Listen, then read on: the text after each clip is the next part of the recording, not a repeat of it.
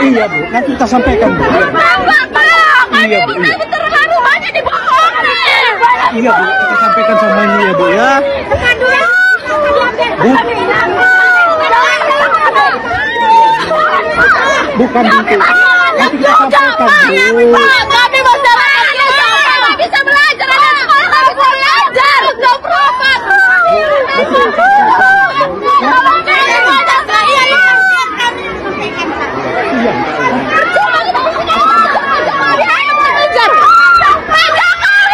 Apa kabar? Kita ajak Anda pagi ini ngobrol dengan Bung Rocky soal situasi politik ya. Hari ini Bung Rocky tanggal 18 Maret itu rencananya akan ada unjuk rasa besar-besaran ke KPU, dan ini merupakan bagian rangkaian dari gerakan gerakan unjuk rasa yang dilakukan oleh sejumlah tokoh ini yang hadir. Besok yang memimpin itu Mayor Jenderal TNI Purnawirawan Sunarko. Beliau ini mantan Komandan Jenderal Kopassus dan juga pernah jadi Pangdam di Iskandar Muda, Bung Rocky. Nanti besok berikutnya lagi, dan nanti Pak Din tanggal 19 yang akan mengajak buka bersama di gedung DPR. Ini ramai nih, Bung Rocky. Saya kira ini ya perencanaan yang bagus, dan kita sambut dengan baik karena ini adalah hak rakyat tuh. Kalau tertutup hak angket, rakyat akan angket langsung di jalan tuh. Kalau tertutup hak untuk bicara karena diancam undang-undang ITE, ya udah sekaligus saja bicara di tengah jalan kan, supaya ada saksi bahwa itu bukan upaya untuk makar, bukan upaya untuk mendongkel presiden. Ini upaya untuk menyuarakan apa yang jadi beban rakyat itu. Nah, beban rakyat itu bisa berubah menjadi tuntutan pemaksulan presiden. Itu soalnya teknis, itu kalkulasi politik di daerah, di DPR. Tetapi yang penting adalah ada kesempatan bagi publik untuk menyatakan sikapnya, sikap terhadap Presiden Jokowi. Dan semua orang memang akhirnya melihat bahwa Presiden Jokowi tutup telinga atau tidak punya kemampuan untuk mengerti bahwa dia itu telah melanggar konstitusi, dia telah berbuat sesuatu yang tidak etis itu. Dia hanya memanfaatkan lembaga-lembaga yang dia sebut demokratis. Memang ada lembaga pemilu, ada lembaga Mahkamah Konstitusi, tapi itu lembaga-lembaga demokratis, bukan aktivitas berdemokrasi kan. Aktivitas berdemokrasi itu tidak yang paling bagus kalau diucapkan melalui demonstrasi, melalui percakapan deliberatif di publik. Nah itu yang nggak ada tuh. Jadi percuma kita punya lembaga-lembaga demokrasi, partai politik, DPR, Mahkamah Konstitusi, macam-macam. Kalau percakapan publik itu tidak mau didengar oleh Jokowi. Jokowi hanya mau dengar bagian formal dari demokrasi. Padahal bagian formal dari demokrasi ya dikuasai Jokowi kan. Semua partai politik berinduk pada kepentingan Jokowi. Maka Jokowi hanya mendengar suara dia sendiri melalui partai politik yang dia kendalikan. Tetapi suara dari Purnawirawan dia nggak mendengar. Suara mahasiswa dia nggak mendengar. Suara kampus, suara ulama dia nggak mendengar. Nah itu yang ingin diperdengarkan mulai besok tuh. Jadi orkestrasi ini saya kira akan seminggu ke depan itu rentetan demonstrasi akan menguasai opini publik Jakarta. Ya, saya melihat ya fenomenanya seperti Jokowi itu seperti peribahasa orang dia punya mata tapi dia tidak melihat gitu. Dia punya telinga tapi tidak mendengarkan fenomenanya, dan kemudian itu rupanya juga bukan semata-mata kesalahannya Jokowi, tapi aparat keamanan juga. Misalnya yang terbaru ya, Bung Rocky, di Labuan Batu kemarin ada seorang emak-emak yang bukan berunjuk rasa, dia menyampaikan poster terhadap kedatangan Jokowi, minta agar ada pabrik sawit yang menghasilkan semacam polusi di sana, polusi udara dan sebagainya, ditertibkan gitu, langsung dirampas oleh petugas keamanan gitu. Sementara Jokowinya larut dalam euforia seolah-olah dia masih dilulukan oleh warga di situ. Jadi suara-suara kritis memang sengaja dibungkam gitu. Itu yang kita baca bagian yang kalau kita sebut ini proses pematangan, ya boleh kita sebut sebagai pematangan dari kemarahan rakyat. Tapi bersama dengan itu juga proses pembusukan mental aparat kan.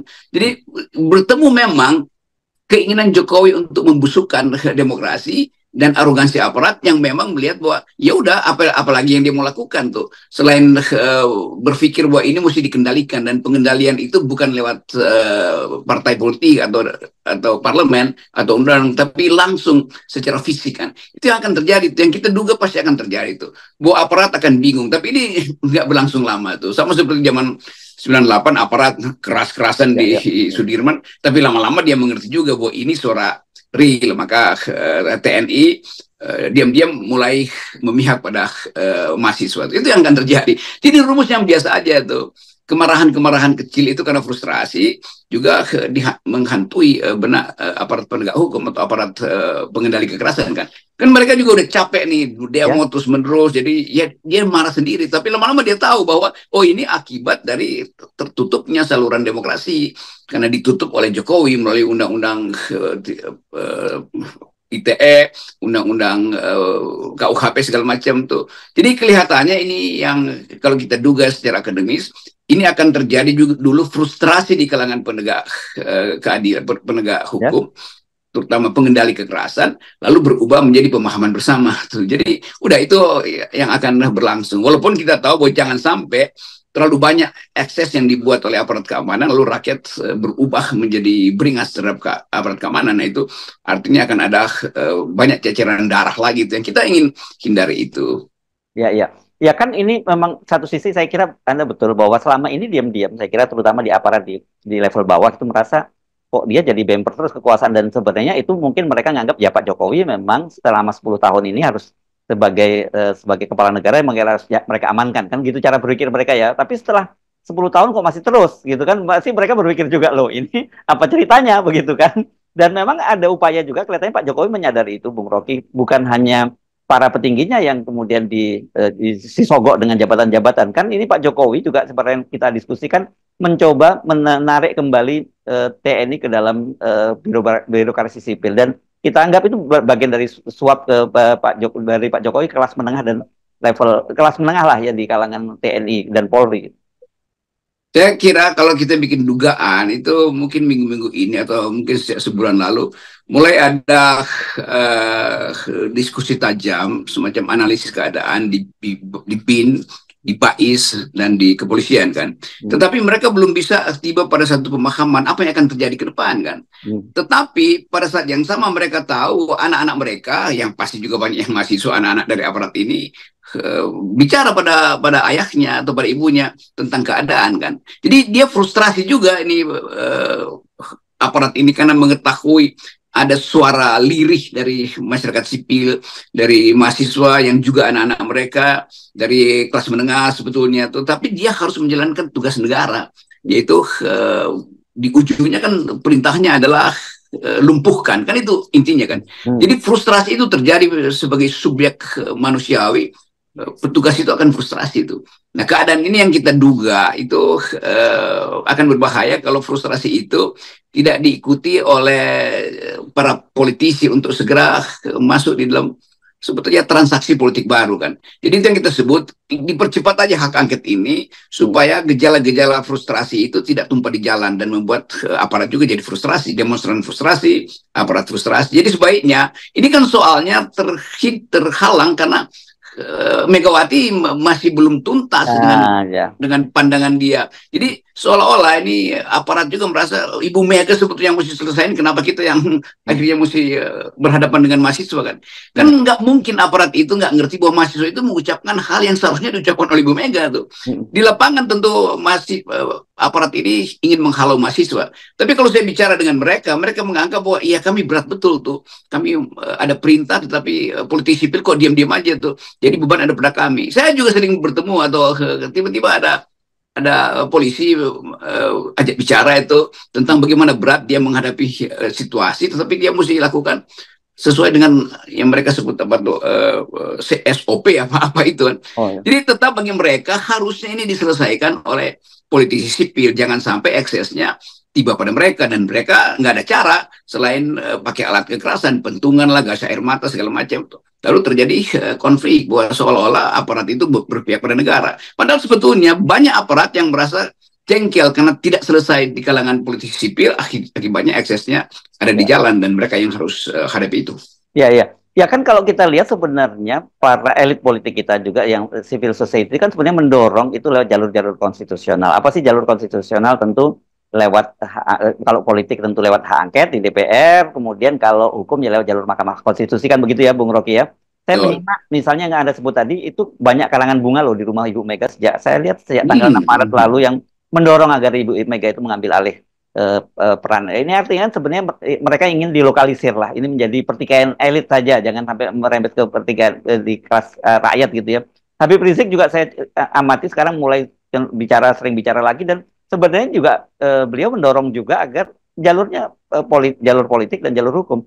Tetapi kalau kemudian dua-duanya mentok, ya apa boleh buat, kata dia, kalau rakyat turun ke jalan, dia akan ikut turun ke jalan bersama rakyat. Ya, itu hal yang lumrah terjadi. Karena itu kita juga sedikit memaksa pada Ibu Mega, Anda tuh bertanggung jawab loh, Anda punya kapasitas untuk menyelesaikan masalah ini.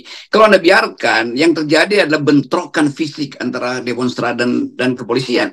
Apalagi kalau kepolisian nggak mampu loh minta bantuan dari tentara, dan tentara dengan sendirinya akan mengambil alih keadaan. Tetapi kita tahu bahwa rumusnya kan adalah penyelesaian elitis tadi itu. Yes. Kalau itu selesai, maka udah ketegangan itu cair. Orang akan nonton hak angket gitu. Walaupun ada demonstrasi kecil-kecilan, tapi semua demonstrasi itu akan melihat dari hari ke hari apakah angket itu berhasil apa tidak. Kan itu dasarnya tuh. Jadi tidak bertanggung jawab Ibu Mega kalau dia masih diam hari-hari ini. Apalagi semua orang udah minta supaya Megawati bicara dong itu. Jadi jangan sampai tutup mulutnya Megawati itu menyebabkan bentrok di jalanan karena paksaan-paksaan politik antara petugas keamanan dan demonstran, baik itu demonstran mahasiswa apalagi atau demonstran emak-emak, kelas menengah, kaum profesional. Jadi kita mau lihat ini saya kira hitungan saya dalam 10 hari ke depan akan ada eskalasi itu, dan itu yang bersalah kalau terjadi bentrokan ya Ibu Mega. Karena Ibu Mega punya kesempatan, punya fasilitas, punya kapasitas juga untuk memulai proses politik angket ini, dan hak angket ini juga ditonton oleh kalangan luar negeri yang merasa bahwa hanya melalui angket semua masalah yang tercecer di sisa kepemimpinan Pak Jokowi bisa diselesaikan. Nah itu mudah sekali sebetulnya kan. Jadi kita bingung kenapa Megawati. Ya memang kelihatannya dia udah buat tim untuk memulai naskah akademis segala macam.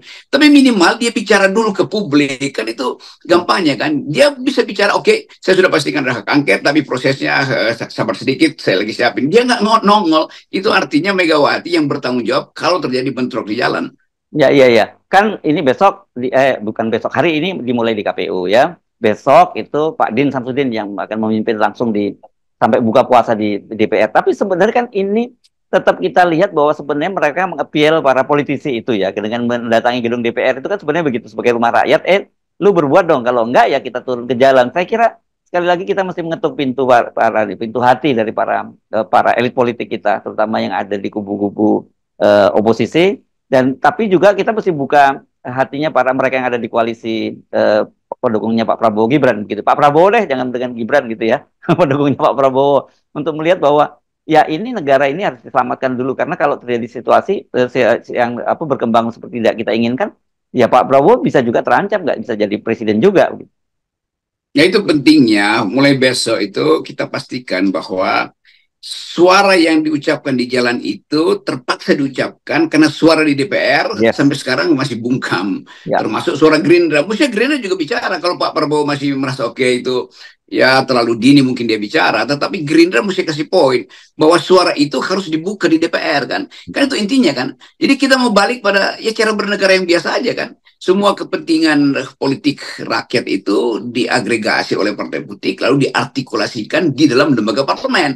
Kan itu fungsi-fungsi dasar yang ada di kita kan. Jadi sekali lagi kita minta supaya ada kedewasaan lah bagi Ibu Mega untuk mengatakan bahwa kami akan memproses itu supaya tidak terjadi kerusuhan di jalan. Itu pertama. Yang kedua, kita minta juga Pak Prabowo mulai memperhatikan bahwa proses politik ini kalau dia tidak diselesaikan di tingkat elit, itu bisa muncul social unrest dan bisa membatalkan pelantikan Pak Prabowo. Kalau memang Pak Prabowo mungkin udah bersiap-siap untuk dilantik dan udah mulai menyiapkan fasilitas buat pas pampres misalnya, dan soal-soal lain yang kira-kira dia mulai rencanakan. Itu masuk akal. Karena kalau data kita lihat 30 kabupaten sudah selesai dihitung dan Prabowo memang menang di situ kan. 30 provinsi Pak Prabowo, bukan kabupaten, provinsi ya.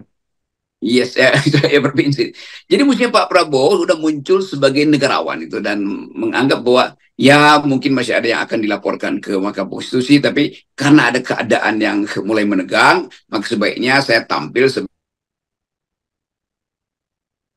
untuk menenangkan keadaan. Karena ini serius, kalau purnawirawan turun ke jalan itu juga satu hal yang baru dalam politik Indonesia. Betul. Dan tetap pengaruh kalangan purnawirawan ini akan diikuti juga oleh mungkin anak bekas-bekas anak buah mereka yang juga mungkin udah purnawirawan tapi yang punya keluarga yang masih mampu untuk ikut serta dalam demonstrasi itu. Jadi hak-hak politik warga itu adalah turun ke jalan. Hak-hak politik warga adalah minta supaya partai politik itu selesaikan di lembaga resmi DPR. Jadi dua hak ini akan dipakai secara bersamaan. Itu turun ke jalan, itu hak demonstrasi yang dilegalkan oleh undang-undang, dan hak untuk menuntut partai-partai di DPR karena mereka ada representasi dari suara rakyat. Yes. Oke, baik, terima kasih Bung Rocky ya. Jadi kita sekali lagi ingatkan para elit politik kita ya, Bung Rocky, nolkan semua ya. Nolkan semua kepentingan individual. Ini ada kepentingan lebih besar, itu kepentingan menegakkan kembali demokrasi.